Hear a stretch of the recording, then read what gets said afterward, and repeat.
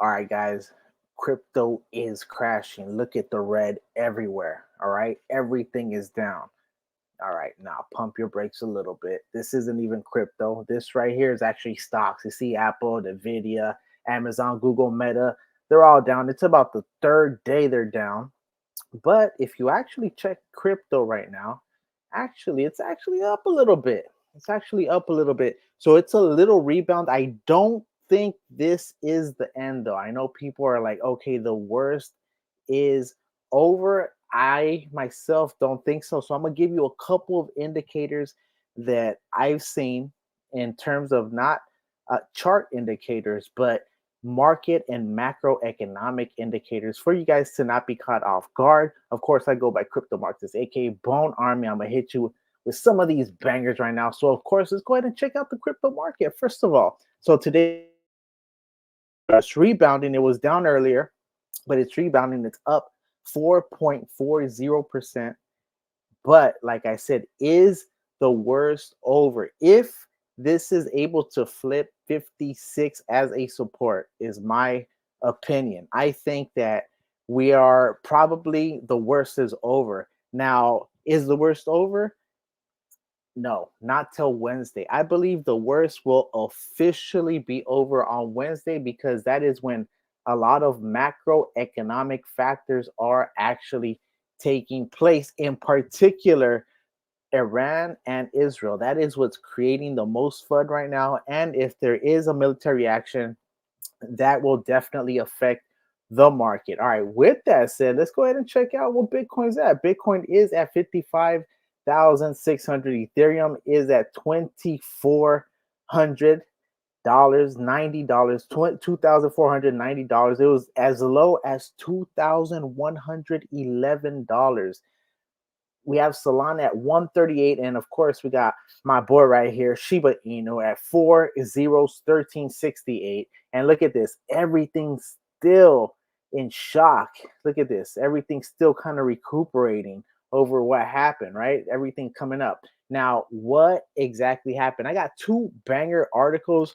So one of them covers more like the market crash, and the other one gives four pieces to it. So I'm gonna go ahead and cover both, and then I'm gonna give you a little background as to why these are bangers. So the first one is this one from today. It's actually from CoinMarketCap, and it says 300 billion vanishes in market crash. What's next? And it is by ICO Gem Hunters 21 hours ago. 2-minute read. Here it is. So the table of contents is crypto market liquidation soared to 800 million. But what I want you to really focus on is the trigger, Bank of Japan rate hike, because that was one of the massive triggers. Then it says Fed's ambivalence adds to the market jitters. Here, let me hit this real quick.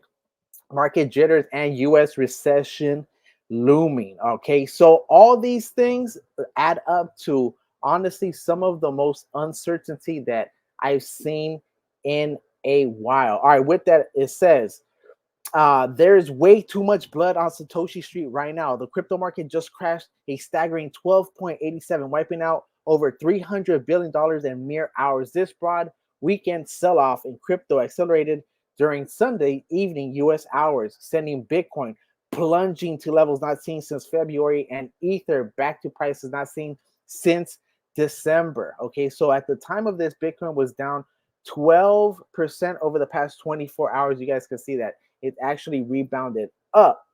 But what I want to show you is actually this though. So the trigger, okay, Bank of Japan, and this really affected stocks, but of course trickles into crypto. What I will say is some of the factors I'm going to talk about are dual edge.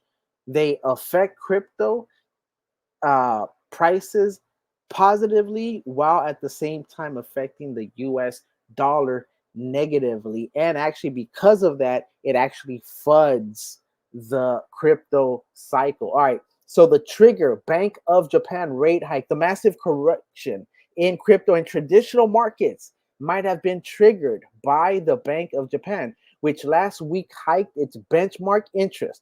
This monetary tightening sent the yen shooting higher and Japan's Nikkei stock index tumbling.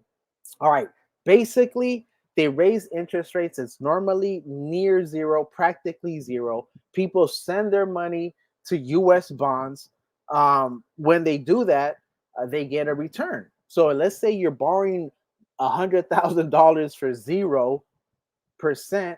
You send it over, you buy some, 5, 10, 20-year treasury bonds that might give you, let's say, 3 to 5%. So now you're making 5% on your money risk free. What happened was, because Japan raised their interest rate, um, that means that now people that took out debt have a higher loan to pay. So what that means is, essentially, they rush to get rid of their bonds in order to pay off their debt. That's basically essentially what happened. So that triggered, basically, um, a stronger yen, which is not what they want. They want a weak yen so that they can go ahead and get it for cheap and then be able to make investments abroad. But because loans basically got paid off, it means that the Japanese currency is stronger. Therefore, the returns are smaller. Now, another thing too, you guys know the Fed, the Federal Reserve. It says right here, Fed's ambivalence adds to market jitters. This right here is also a point of contention for me, because the Fed has so much power. I believe that the next interest rate reduction, because there has to be a reduction. In fact, if there isn't a reduction, I think that a full blown recession actually will hit the US. And I don't think they're going to do that, not fourth quarter. So they need to start wrapping them up. That being said, they have a lot of control over that. So Fed's ambivalence, it says, in addition to the Bank of Japan's unexpected hawkish move, the U.S. Federal Reserve also surprised some by appearing ambivalent about cutting rates in September, despite holding rates steady last week. Okay, so what they want to do is they're going to have about 3 interest rate reductions, and they're probably going to be pretty big, honestly. I'm thinking it's going to be about 50 pips personally. So they're saying over here that with a 71, so oh look, so it says rates with a 71% chance of 50 basis point cut and a 29% chance of a 25% basis cut. I'm thinking now it's even 75 is in the on the table. Okay, so with that, so US recession. This one right here is crazy because the US has certain indicators, right? So one of the most famous ones is actually called the Sahm Rule, which was actually triggered last week. And so this rule has never been off. Okay, so now that it hit it in the indicator, which basically is when the average of the jobless rate is lower than the rise of the months by more than 0.5%. Okay, essentially that happened this month. They missed their jobs goal, so that normally indicates the beginning of a recession. The one thing I'm gonna tell you guys is, yeah, they even changed the definition of a recession. Okay, so that's what's been going on. All right, so before it was 3 months of downward uh, of reduced GDP, and then we hit that the one of these times, and they actually were trying to switch it up. So essentially, that is called the Sahm Rule.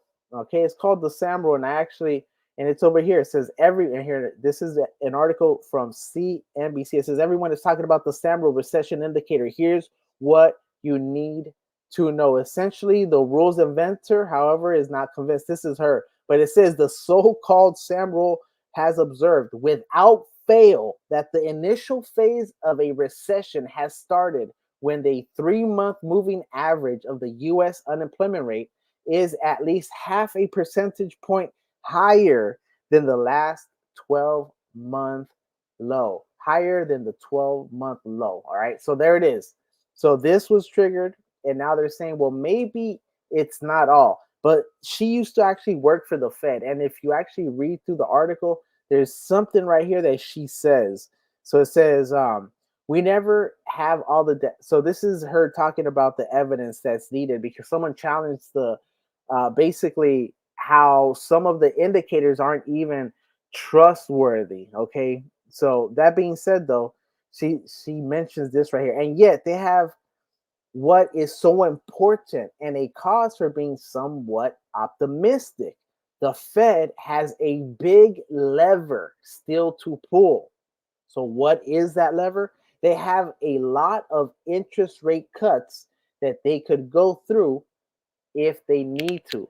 And that's basically what is going to happen starting next month. I believe the first interest rate hike, I mean reduction that's that's basically going to start the beginning of this bull run is going to start next month. That's going to be bullish. So depending on what else, well, as you guys can see on the bottom, I got a couple of things going. We got the BRICS de-dollarization. So that right there is actually what I believe is a dual-edged sword. Okay, U.S. bank collapse. Depending on what happens with the rate interest reduction. Okay, the U.S. recession. We're literally talking about that. And Sahm Rule, and I have the definition for you guys as well. And basically, it's this is what they said earlier, but this is from Google. Sahm Rule. It says the recession rule is defined as SAM recession indicator signals the start of a recession when the 3-month moving average of the national unemployment rises by 0.5 percentage points or more relative to its low during the previous 12 months. So that basically is what happened. Okay. So, anyways, why am I harping on that so much? Because they're saying US recession looming. So, my question is this: is the interest rate hike reductions, which are on the way, right? Because they're going to reduce interest, right? Is that enough to stave off the recession, though? Okay, because they've been talking about a soft landing for years, I feel. Okay, it's been over a year of them talking about this soft landing. Okay, that's what they keep the euphemism they've been talking about. And they actually mention it here. So it says fears of a US recession are ramping up with the chances of a hard landing increasing significantly. Okay, so they've been talking about a soft landing. Now they're saying hard landing increasing significantly. Economist Peter Schiff didn't hold back, saying, "quote Central banks have played with fire for years. Now the world is about to be burned. They kept interest rates artificially low, blowing up a global debt bubble. But as inflation reared its head, rising rates pricked that bubble. Now it's time to pay the piper. The game is over." End quote. With the tech market getting hammered and global conditions looking shaky, U.S. stock index futures also tanked significantly during Monday's correction. On top of that, rising tensions between Iran and Israel are making things even worse. The crypto market is definitely going to feel the impact of these risk averse moves going forward. The one thing I'm going to touch on about this last part is that um, it's almost like capitalism thrives on FUD. Okay, it thrives on FUD is what's crazy. While the markets are actually uh, significantly moved in a negative direction with anything that's not certain. What I will tell you is um, it looks like I read this article right here. It is about, oh, hold on, not this one. Where is it at? Here it is from The Guardian. So it says Iran says it has a duty to punish Israel over killing of Hamas leader in Tehran. But what this says is that on Wednesday, they're actually they're waiting till Wednesday. Okay, they called on foreign ambassadors to Tehran to warn the country's moral duty. Not only that, but they also secured an emergency meeting of the Organization of Islamic Cooperation, the OIC, on Wednesday, where it will try to press Arab states to back its right to take reprisal actions. against Israel. All right. With that said, so that means that there's most likely no attack that's going to come between Monday, Tuesday until this, because essentially what they're doing is they're going to try to ask for support for them to do that. Now, of course, you have here this loser here, Blinken, who also spoke with Qatari Prime Minister Sheikh Mohammed bin Abdul Rahman Al Thani and Egyptian Foreign Minister Badr Abdelati on Monday was earlier reported to have indicated he was expecting Iran to launch a series of coordinated strikes as soon as Monday. Well, Monday's almost over, so basically, probably no evidence, trying to create more FUD in the world. This guy is one of the biggest liars ever. So, anyway, so it looks like if they might attack, but it's going to be till Wednesday if they do. All right. So if there is no attack on Wednesday, then essentially the markets are, in my opinion, going to take off. Okay. People are keeping their eyes on this. All right. So it says economic fears hit online brokers. This is another thing I did want to show you guys, though. Okay. So it says, and this, I forgot to look up the article to back this up, but you guys remember when Robinhood wasn't allowing people to sell their GME or buy GME or AMC? Same thing when some of these centralized exchanges weren't allowing people to sell their Shib at when it was at all-time highs. So of course, similar situation occurred. And interestingly enough, it says major online brokerage firms, Fidelity Investments and Vanguard, face significant service disruptions today, coinciding with a steep decline in both cryptocurrency and stock markets. The outages happened as over 2,800 Vanguard and around 4,000 Fidelity users reported issues, likely spurred by pessimistic U.S. economic forecast. All right, so basically, what this says is that they weren't able to move. It says Fidelity Investments and Vanguard have not yet commented on whether withdrawal requests caused the service outages. The volatility has shaken investor confidence, raising concerns about potential future outages. Markets may remain unstable as investors react to ongoing economic uncertainties. At the time of writing, Bitcoin was trading at $53,456. So it's up to 56,000 right now. And most likely, I believe, still bearish though right now. Still uncertainty. In fact, what is the fear index right now? What is so the fear is at 32. Fear is at 32. So I did want to show you guys also one last thing though. All right. Because this is from about a month ago. So I just wanted to show you guys this more content. I just wanted to get on, give you guys a little live just to let you know that, you know what, I do see that based on my chart, okay, all right, Bitcoin looks like it's probably going to continue to go down. All right, I'm going to just keep it 100 with you guys. All right. This was a month ago. It was looking really strong. And I even told you guys, you know what? It's looking like the dip is in, but you know what? The analysis has changed. Okay, the analysis has changed, and based on this right now, it's looking like Bitcoin most likely will hit 52,000. Boom. Okay, minimum is gonna hit 52,000. All right, could hit 47. I don't want to say worst case scenario, but worst case scenario, it's going to be within this 39 to 44,000 range. This 44,000 range to 30, yeah, about here, this range right here. This is the range. All right, so this is scary right here. If it does hit that, you're going to have an opportunity of a lifetime, because actually, if it does touch any of these levels, what could potentially happen is this. It's going to do this, it's going to do this, it's going to do this, it's going to do that. And just like it did up here, it's going to wick, and then it's going to wick back. And then it's going to do this. Oops, she's not going to go back. It's going to go like this. It's going to just go dumb. All right, cool. So that's basically, I agree with my analysis back then.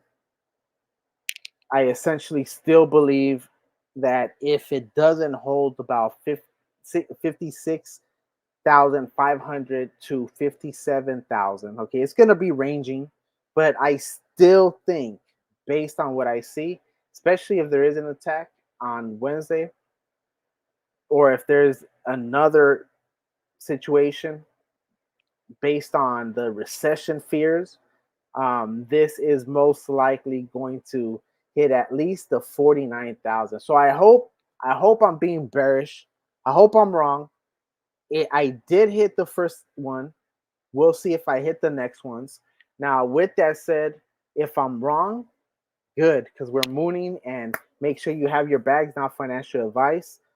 If we don't, and I am actually right, you have another and probably your final opportunity.